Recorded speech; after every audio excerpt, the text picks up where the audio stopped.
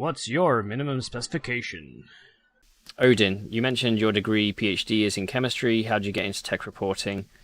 So this is, again, another sort of video I want to do, but it'll be more a lot of a personal, here's my background video.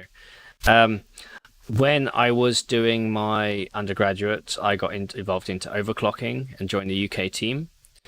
There was only one UK team at the time, and then moved that through into my PhD. I didn't necessarily get into the extreme overclocking. I was still on air and water, but I was a sort of person who would, find the best drivers or tear apart a benchmark to try and find the best way operating system and way to run it. And then through that, I went to a Gigabyte Go OC event where I met with some of the other UK team members for the first time. One of which was AnandTech senior motherboard editor at the time, Rajinder Gill. I almost said Raj Kaduri then. Rajinder Gill. And, we'd spoken on the forum a lot, and he'd seen some of my work there, some of my analysis of different drivers, and he saw my testing methodology, and he said, come write for AnandTech. I'll be honest, at the time I didn't know who AnandTech was.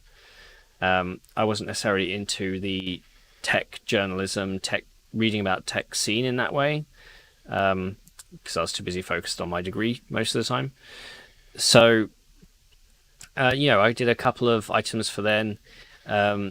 He left abruptly at the end of 2010, I think. And Anand turned around and said, well, do you want to be senior motherboard editor? And I said, okay. And I ended up doing that for 4 or 5 years. It's topic for a longer video, but basically it was just a hobby and I just met the right people. If you really want to get into tech journalism, the best thing you can do is write, even if or video, even if it's for your own blog. There are plenty of places that will take your work for free.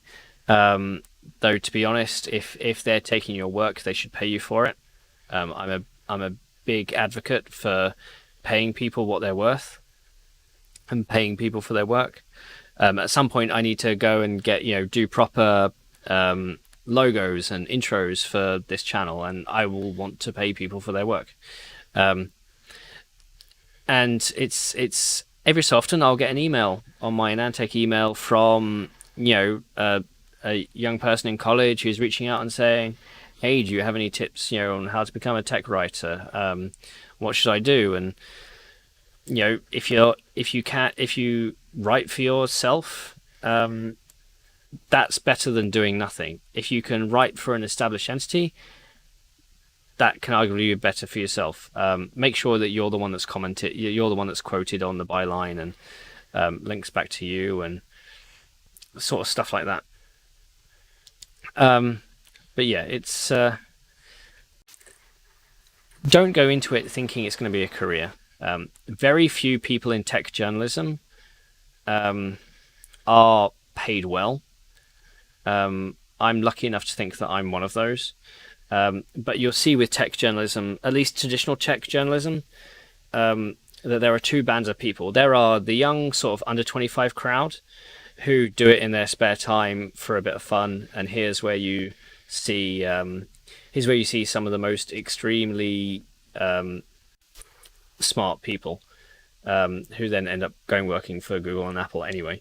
And then you also see the over 40s who are usually the editor-in-chiefs of their own website or the head of their channel, and they're in it for the long haul. You see almost nobody in that sort of 25 to 40 range, because nobody in that 25 to 40 range has a spare time to do it as a freelancer or can donate enough time to do it as a full-time job, unless they are already full-time like I am, age 35, or they're happy being paid arguably less than if they were an engineer. And then you also have different sorts of publishers. You have what is arguably the traditional tech press, like AnandTech, like PC Perspective, hard OCP, hot hardware, those sorts of tech journalists. They're sort of more traditional. Then in the YouTube route is very different entirely, because you have to have your niche, and I'm still learning it. So Why do you, Wendell, and Linus have to stream at the same time? Friday night, I guess. And actually, with that, I think I should call it a night. That's 2 hours and 6 minutes, and it's 2:35 a.m. Hats off to all of you. Thank you for subscribing, and thanks to everyone who's stayed with me through this whole stream. You're all amazing. Hats off to you. Let me know what you think. What's your minimum specification? I don't know how I thought of that when I recorded that segment.